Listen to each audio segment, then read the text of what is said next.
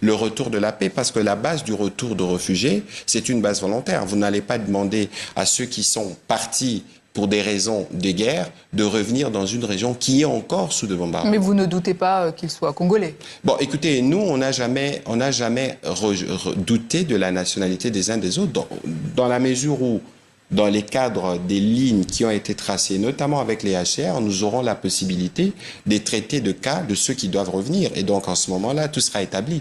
Nous n'avons jamais été dans une posture d'exclusion d'une quelconque communauté que ce soit.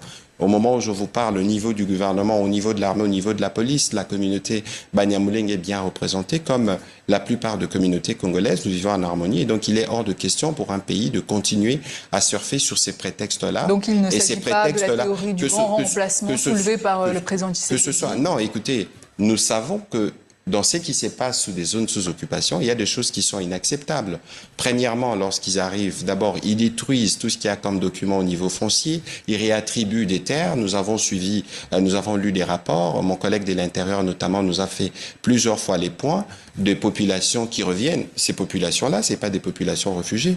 Les populations qui viennent dans un cadre où on détruit tout ce qui est acte foncier, ça veut dire qu'il y a une volonté d'expropriation, d'occupation des terres. C'est pour ça qu'au niveau du gouvernement, on travaille sur une ordonnance qui va déclarer de nuls effets tout ce qui est produit actuellement, tous les actes qui sont posés par ceux qui occupent illicitement cette partie du territoire. C'est pour ça que nous voulons vite aboutir dans les cadres de